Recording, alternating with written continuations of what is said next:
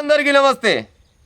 భార్యను గర్భవతి చేయాలని పక్కింటి వ్యక్తికి ఆఫర్ పెట్టిండంట ఒకడు. గిసబోటి బాధ ఎవ్వరికి రావద్దు కూడా నేమో పాడైపోను.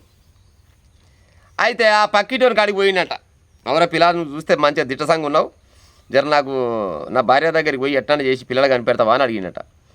వెంటనే ఎన్ని రోజుల నుంచి బుక్కలు ఉండవు పాడైపోను అన్నాడట. జర్మన్లో జరిగింది ఈ ముచ్చట. ఆనంగానే అసలు సంగతి ఏటెట్ట మరి ఏం లెక్క అని అడిగేసరికల్లా నాకు నా భార్యకు పెళ్ళి అయ్యి చాలా కాలం అవుతుంది, పిల్లలు అయ్యే కాలం లేదు, నేను చెక్ చేయించుకుని నా భార్య చెక్ చేయించుకుని నా భార్య సైడ్ ఓకే ఉంది, కానీ నాకే జర సర్పంచ్ పాడైపోయిన సపోర్ట్ చేస్తలేడు, ఎట్లా చేసి పిల్లలు కావాలని చెప్పిండట. అయితే దాందే ఉందిలే, నా దగ్గర సర్పంచ్ మంచిగా ఉండని చెప్పిండట. ఓకే అన్నట. ఓకే అంటే అగ్రిమెంట్ కాగితం రాసుకురంట. నా భార్యకు 3 నెలల్లో గర్భం దాల్చాలి. అయితే ఓకే అన్నాడట. వారానికి 3 సార్లు నా భార్యతోటి శృంగారంలో పాల్గొనాలన్నట. ఓకే అన్నాడట. ఇక కానీ అంటారట. కానీ వేసినాక వారానికి 3 సార్లు గిట్ట కలిసి అంట 72 సార్లు ఆ అమ్మాయితోటి శృంగారంలో పాల్గొన్నాడు ఆ పక్కింటోడు.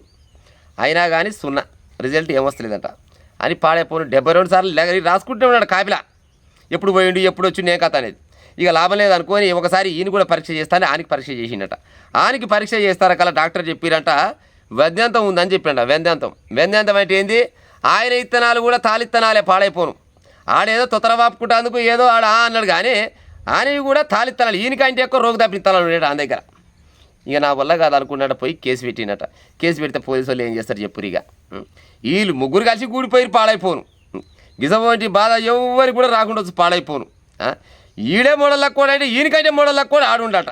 మొత్తానికి మాత్రం 3-4 నెలలు మంచిగా ఎంజాయ్ చేసిండట. చివరికి వస్తారు కల్లా సర్పంచ్ సరిగా లేడు, ఈయనకంటే ఈయన సర్పంచ్ అనుకుంటాడట. అందుకోసమనే కేసు పెట్టిండట.